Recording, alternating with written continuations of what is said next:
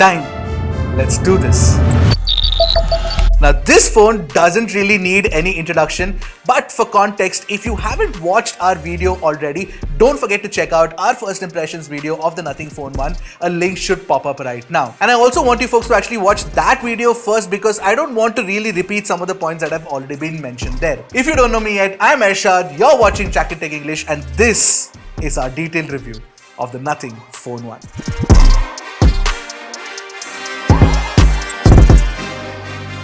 To begin with, the Nothing Phone 1 has a stunning design. Place this right next to the sea of sameness and candy bar design and you know this phone looks good. Now, since we were under an embargo, I've been trying to keep this phone hidden, but it grabs attention. And you don't need to be a nerd to actually appreciate good design. Which is why even if you're not an absolute nerd and if you're looking for a great gadget recommendation, don't forget to hit the red subscribe button on Trakin Tech English and the bell icon right next to it to get notified whenever we put out an awesome new tech video. Also, I'd really like for you guys to hit the like button if you like the kind of content we make, and maybe even comment below for the sake of the YouTube algorithm. But I can't shake off the feeling that the Nothing Phone 1 with its boxy design and metal mid-frame feels a lot like using an iPhone. And that's not necessarily a bad thing because the iPhone is not a bad thing. Now, the metal used in the mid-frame is actually made of recycled aluminum, which is definitely working towards the sustainable goals of the brand as a whole. Now, this is of course very premium and polished for sure, but unfortunately it's kind of soft metal because I dropped the phone face flat, the black one, and nothing happened to the screen because the screen protector is fantastic, but there was a slight ding on the metal. Which means that you should use it with the case, and we tried it with the transparent case from Nothing, and I feel that the Nothing Phone 1 in black with a transparent case doesn't look as good as the white one does.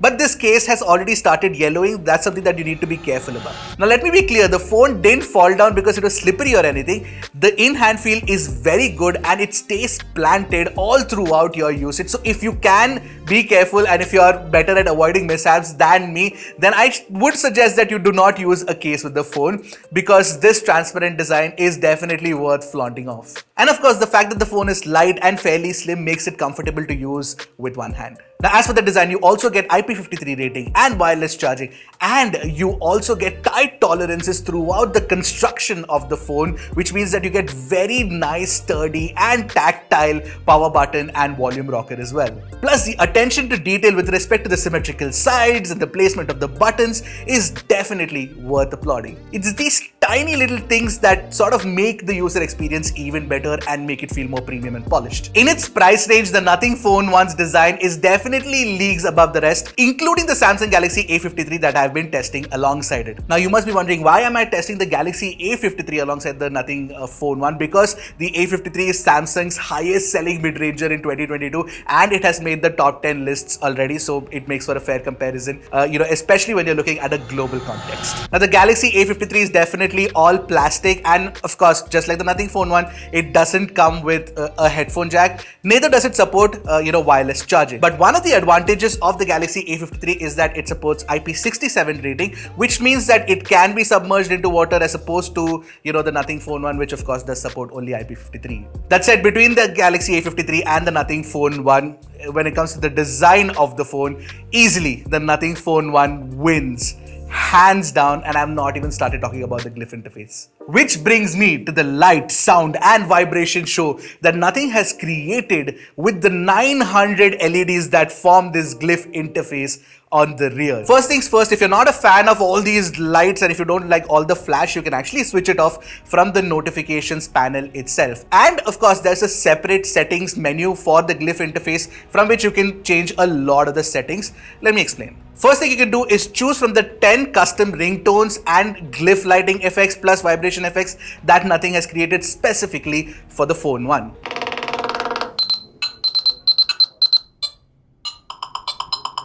Now, if you're wondering, you can also add a custom ringtone, but what I noticed in my testing is that the glyph lighting and the vibration doesn't sync properly.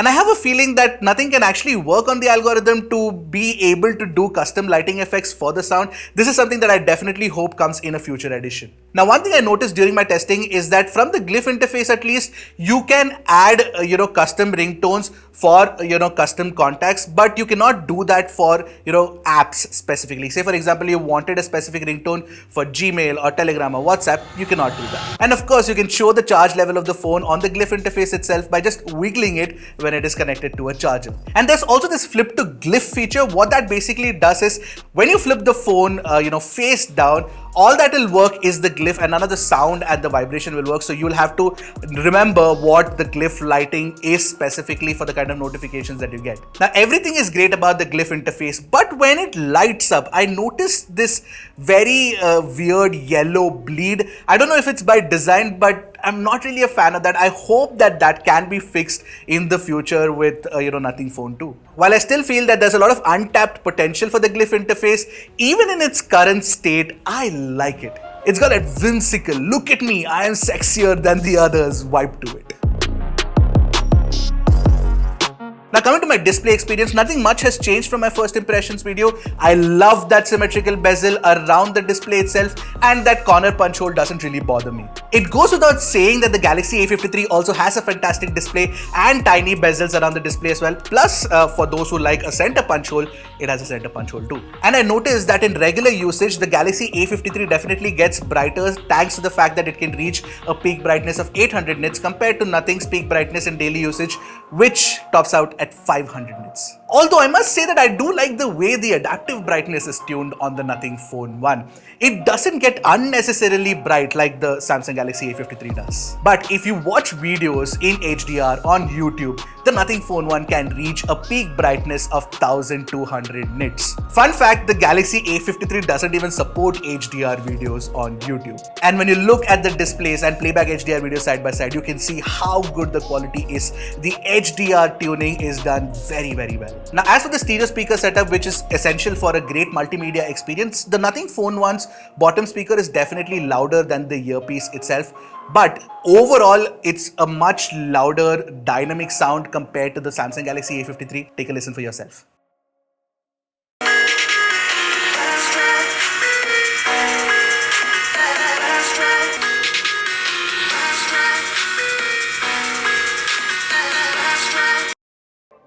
And considering the fact that the Nothing Phone 1 wants to be a very premium experience, the haptic feedback tuning on the phone is of course very, very good. It's definitely better than the Galaxy A53 and actually puts it to shame. The touch response rate of 240Hz is also very good. And of course you get a smart refresh rate option where it switches between 60Hz, 90Hz and 120Hz depending on the content that's being displayed on the screen. Overall, I feel that it's not that much of a fair competition between the Nothing Phone 1 and the Galaxy A53. The Nothing Phone 1's display is definitely better. But I know that there are many phones like the Poco F4, which is much cheaper than the Nothing Phone 1, that offers support for Dolby Vision and has great multimedia experience too. In fact, the stereo speaker setup is also great. But that's a comparison for a later date. My only wish is that Nothing should add support for HDR on Netflix in a future update if possible, because that would elevate the experience to another level. Alright, coming to the software, the Nothing Phone 1 is running on Nothing OS based on Android 12 and it has the May security patch, and Nothing promises that you will get 3 years of regular software updates and 4 years of security updates once every 2 months, which means that the next security patch update would probably be July. Now, the Galaxy A53, of course, is running on One UI 4.1 based on Android 12 and has the latest June patch already. And of course, Samsung promises 3 years of OS updates and 4 years of security updates as well. So both are generally good in terms of promises, but we'll have to wait and watch if they actually deliver on those promises, because that's where, a lot of problems do crop up. I must mention one thing, by the time I've started using the phone, I've already gotten a version 1.0.2 update on, the Nothing Phone 1, which has fixed a lot of things, which I'll come to in due course. Now, Nothing OS is basically like stock OS with a few embellishments on top of it. And the first thing that you can do is add custom icon packs and change the grid size as well. Yay! And of course, one thing that seems kinda unique to the Nothing OS is the fact that you can have enlarged folders and enlarged icons, which means that your most important apps get prominent display on the home screen itself. In fact, there are these enlarged circles within the notifications panel as well. When you swipe it down, you'll see these two big circles for the network connectivity and Bluetooth. There are of course Nothing's very own custom widgets, which are basically for the weather and clock functions. And you can see that these widgets are in the dot matrix font, and that dot matrix style is Nothing's very own style, which it uses and has strewn it across the system apps like settings and camera as well. Now in comparison, One UI is a very feature rich loaded software, but there are two reasons why I think the Nothing OS is better than One UI. Firstly, this is a very clean install of operating system that you get on the Nothing OS. You get only 27 apps pre-installed, literally no bloatware whatsoever. And if you aren't careful with the Galaxy A53, it'll end up installing a lot of unwanted third-party apps, including something like Josh. And more importantly, the Nothing OS's animation and UI is so smooth, it's so clean, it's extremely responsive compared to sometimes janky animations on One UI that especially happens on Samsung's mid-range phones. Now, since this is Nothing's very first phone, very first time it's tuning software, you must be wondering, does it have any bugs? And I'm happy to report that version 1.0.0 did have a few bugs, and version 1.0.2 update that I got cleared all the bugs, all the problems. It's entirely bug free, which is great. I had no app crashes, I had no spazzing whatsoever. And you know what, I've actually been using this black version of the phone as my primary device with my payment apps too. So yeah, it's a good experience, and I'm glad that Nothing could achieve this already. And of course, I tested the Snapdragon 778G Plus inside the Nothing Phone 1 and compared it against the Exynos 1280 inside the Galaxy A53. I know this is not a fair fight, but of course, the Nothing Phone 1 definitely performs better than the Galaxy A53, especially in synthetic benchmarks like Antutu and Geekbench. Now, a fair fight would be comparing it with something like a Snapdragon 870 or a Snapdragon 888, and that's where you realize that the Nothing Phone 1 is definitely not a performance monster.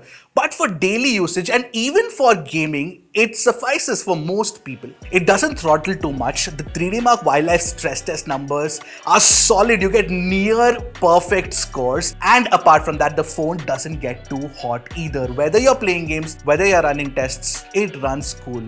Most of the times under 40 degrees. Now, there's also a game mode that I noticed within the settings app, but a tweet breakdown of the software itself claims that that game mode is a third-party solution from a Chinese vendor and not necessarily Android's very own solution. Now, I don't know how true that is, but what you can do with the game mode is set your phone on DND and also opt for missed touch prevention on the touchscreen itself. And I'm presuming the game mode also puts it in some sort of performance mode to perform better. Now, the phone can run a lot of graphically intensive titles like Call of Duty Mobile at very high and max settings, and you can do Smooth Extreme and HDR Ultra in BGMI as well. I've been playing a lot of Apex Legends, and I noticed that the max graphics settings that you can go to is Extreme HD, and it can give you ultra frame rates as well. In fact, we did a perf dog run on the phone itself, and we got a stability score of 58.7 frames per second, and the phone didn't get too hot either. So yeah, the 778G Plus is a capable enough performer for gaming. And what we notice is that it is also better tuned than the Moto Edge 30 that we tested recently, which also comes with the 778G Plus processor. By the way, the phone has an optical fingerprint scanner, and you can see that the light actually goes through the skin when I'm unlocking the phone. Now, this fingerprint scanner before the software update was kind of slow, but the software update kind of fixed it, so that's a good thing. Now, you also do get support for face unlock using the front camera, and there's an option to unlock using a mask as well.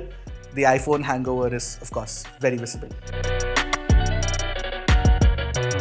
Now, for a detailed camera review of the Nothing Phone 1, I have actually compared it in a different video to the Galaxy A53. A link should pop up right now. It will give you a clear context and idea on how the Nothing Phone 1 performs. Having said that, if you are somebody who doesn't have patience for another long form video, here's the breakdown.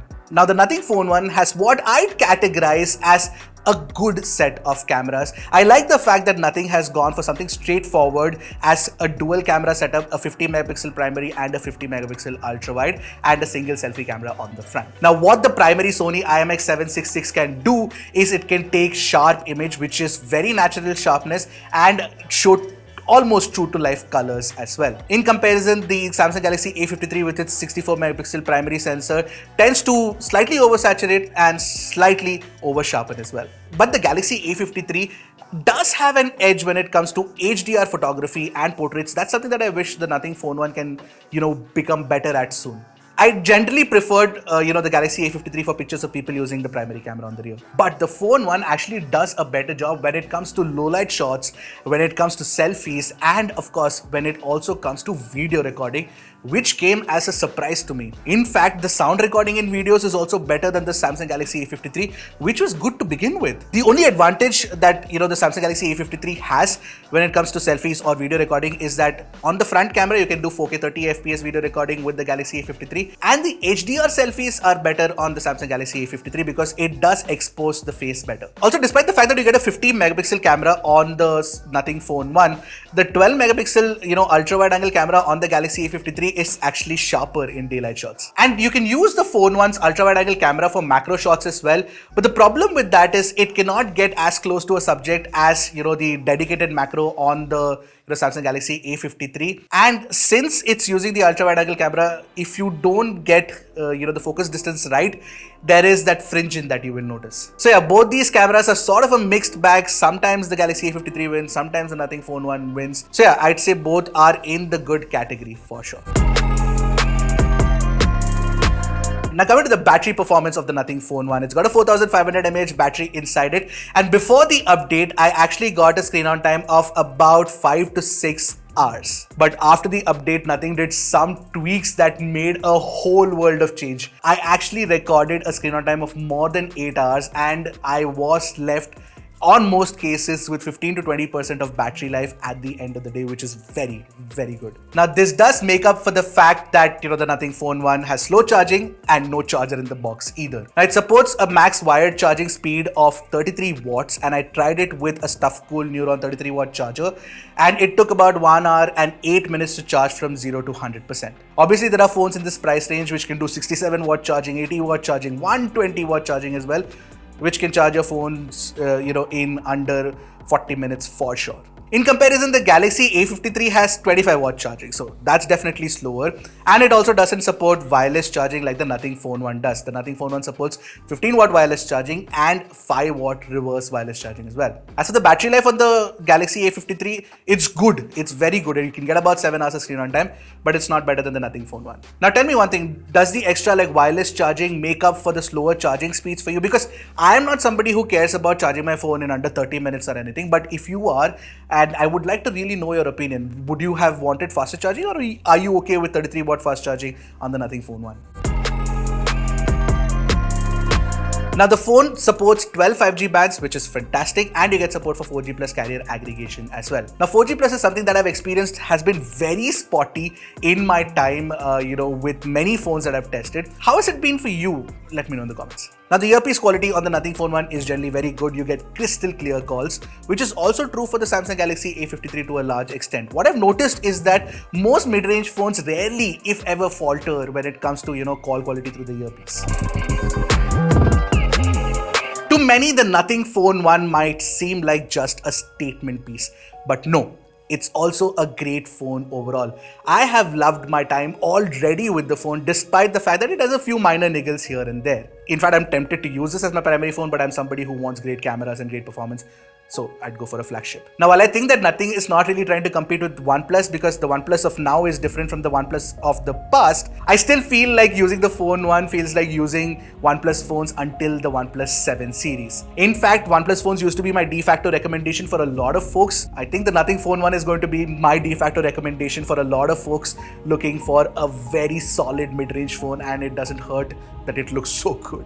Now, one thing that might hold me back slightly from recommending a Nothing phone over a Samsung phone right now is, of course, the fact that Nothing is a new entrant in the market, and we are still unsure of what the after-sales service and support will be like for the Phone 1. But for those who have already purchased the Year 1, I have generally noticed that they've had a good experience. Do you own an Year 1? Has your experience been good? I would love to know that. Now, of course, that's the Nothing Phone 1, but what about the fact that compared to the Galaxy A53, is it a better overall experience when it comes to hardware and software? Hell yes. Although I must mention this, the Phone 1 is definitely not going to be one for performance enthusiasts who should definitely look at a phone with a Snapdragon 870 or a Snapdragon 888. And that's not even Nothing's target audience either. Nothing is gunning for the hype beasts, folks who love sneaker culture, buy Jordans, folks like that. So overall, the Phone 1 is a great Phone 1 from Nothing. See what I did there?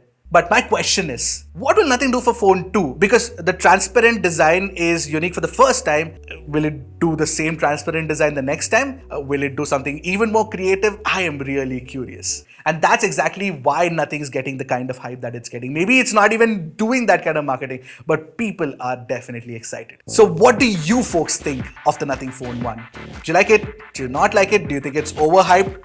Well, all and fair. Let me know in the comment section below. Until next time, this is Aishad signing off. Alright, wait. I have a few more things to talk about. Now, firstly, I want to talk about the pricing of the Nothing Phone 1. I think that it has been priced well, but I feel the fact that you have to buy a charger separately for 2,500 rupees and that yellowing case separately for 1,500 is maybe a bit much. Now, a couple of other things that I want to address is the fact that on Twitter, there was a user who raised a concern that he faced a black crush issue on his AMOLED panel. I actually did check it out on my units and I don't see a problem at all. Having said that, it could be a quality control issue, so that's something that you have to keep in mind when you're buying the phone. And apart from that, there was another user where moisture had gathered right next to his lenses, and that was slightly scary considering the fact that it comes with IP53 rating. Now you can see our phones out here, we've been using it in extremely heavy rainfall in Pune and both the units are absolutely fine. In fact, I've even in my first impressions video taken it out of the hand and put it under the rain and nothing happened to it and it's actually fine. I'm presuming that the problem was caused by the fact that there's a mic right next to the cameras and maybe water is seeping through in, but I don't think it seems like a one-off problem. Again seems to be a quality control issue. So we'll have to wait and watch how Nothing responds to it. The moment they come with a response, I'll let you guys know in the comment section below with what they've said. Keep tracking and stay safe.